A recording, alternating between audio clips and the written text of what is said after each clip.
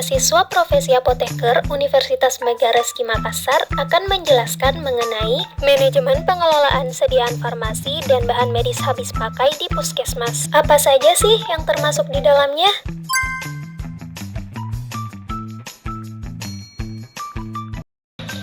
Perencanaan merupakan kegiatan dalam pemilihan jenis, jumlah, dan harga perbekalan farmasi yang sesuai dengan kebutuhan dan anggaran. Tujuan dari perencanaan ini adalah untuk mendapatkan jenis dan jumlah obat yang sesuai dengan kebutuhan untuk menghindari terjadinya kekosongan obat dan meningkatkan penggunaan obat secara rasional. Puskesmas diminta menyediakan data pemakaian obat dengan menggunakan laporan pemakaian dan lembar permintaan obat atau disebut dengan LP/LPO. Dan selanjutnya pengadaan. Pengadaan obat merupakan kegiatan untuk merealisasikan kebutuhan yang telah direncanakan dan disetujui melalui pembelian secara langsung dari pabrik atau distributor, PBF, rekanan, atau dari dana pemerintah. Selanjutnya penerimaan. Penerimaan adalah suatu kegiatan menerima sediaan farmasi atau bahan medis habis pakai dari instalasi farmasi kabupaten atau kota, atau hasil pengadaan puskesmas sesuai dengan permintaan yang telah diajukan. Tenaga kefarmasian dalam kegiatan pengelolaan bertanggung jawab atas ketertiban penyimpanan, pemindahan, pemeliharaan, dan penggunaan obat serta bahan medis habis pakai. Selanjutnya penyimpanan.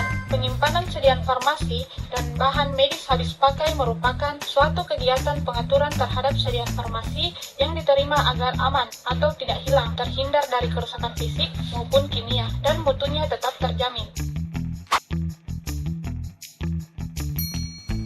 Selanjutnya, pendistribusian. Pendistribusian sediaan farmasi dan bahan medis habis pakai merupakan suatu kegiatan penyaluran dan pengeluaran sediaan farmasi dan bahan medis habis pakai secara merata dan menyeluruh untuk dibagikan ke subunit farmasi di puskesmas dan jejaringnya. Pendistribusian ke subunit seperti ruang rawat inap, UGD, dan lain-lain dilakukan dengan cara pemberian obat sesuai resep yang diterima, pemberian obat per sekali minum atau dispensing dosis unit atau kombinasi, sedangkan pendistribusian ke jaringan puskesmas dilakukan dengan cara penyerahan obat sesuai dengan kebutuhan. Sub-subunit di puskesmas dan jaringannya antara lain: 1. Subunit pelayanan kesehatan di dalam lingkungan puskesmas, yang kedua puskesmas pembantu, yang ketiga puskesmas keliling, yang keempat posyandu, dan yang terakhir polindes.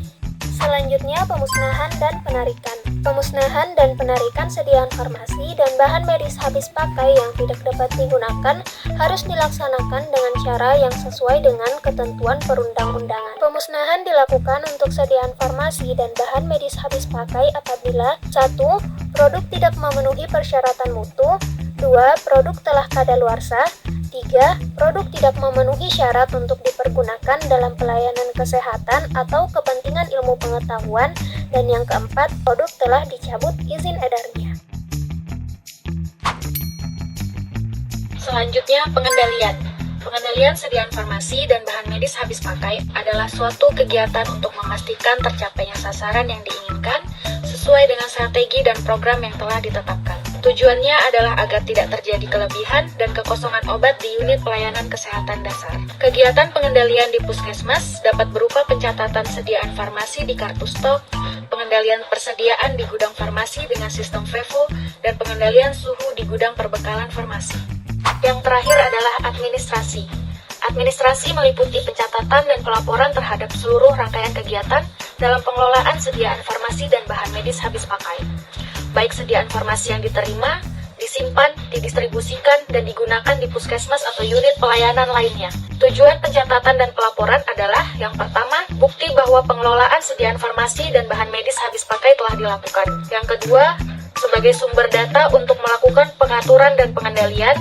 Dan yang terakhir adalah sumber data untuk pembuatan laporan.